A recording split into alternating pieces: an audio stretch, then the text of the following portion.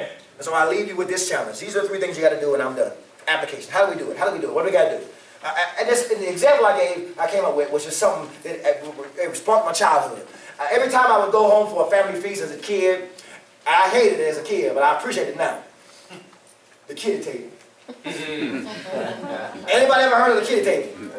Anybody? You know what the kiddie table was, right? Table, the grown-ups were over here, and the kids were over there. And the table was smaller, and it was not the adults. I wanted to be over there with the grown-ups.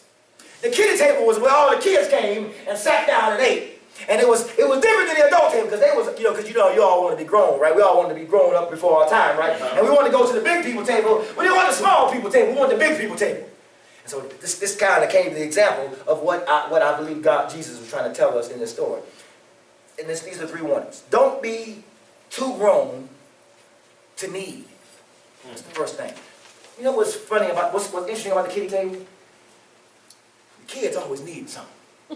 I need a fork. Mama wants some more meat. But they knew that if they cried out long enough,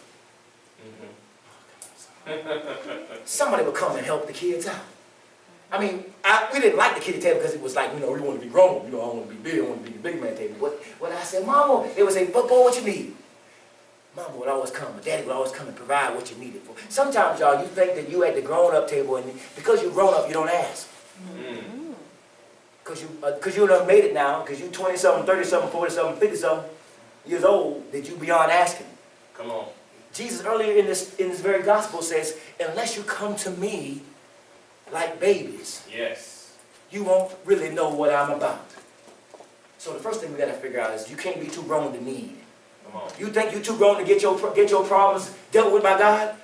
Then you will be absolutely right, because you won't even ask him. He won't come see you. And you'll be suffering over and over again. Number 2, don't be too selfish to care. One thing about the kiddie table is that everybody, I didn't have no peace till everybody got what they needed. Because someone was always crying about something. Give me a plate, give me this, I need some napkins. But then everybody got what they needed, then you could all eat. Y'all remember what it was like when you were sitting there, and everybody, if there was nobody crying, it was quiet. Y'all know how it is when y'all make a big feast with people. You know it's good when everybody's quiet, right? Everybody's needs are being met, right? Right. But there's somebody that's not a place, you want to make sure everybody has something. But if we're selfish, then all you care about is what you get on your plate.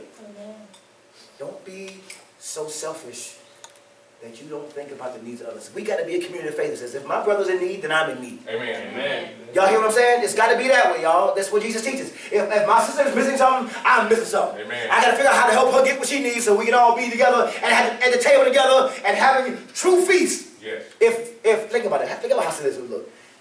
You got a table of 5 people. 3 of them eating, 2 of them ain't. Wouldn't that be silly? Yes. So the whole point of the matter is that we all praying. All right. And we got to trust that God's going to give everybody at the table Yes, sir. what they're asking for. The third one, and I'm done. Don't be too prideful to beg. Sometimes your prayers are too proper. Sometimes we go to God with our these and thous.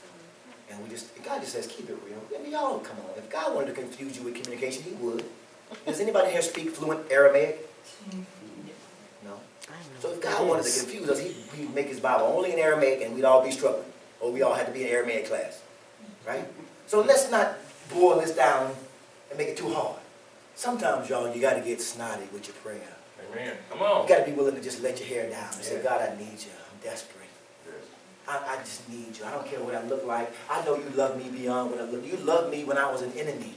Yes. Yes. So I know now that I know who, as I'm learning who you are, Yes. as I'm growing in your grace and wisdom, you know where my heart is. And so even though your outside may look broken, somebody help me here.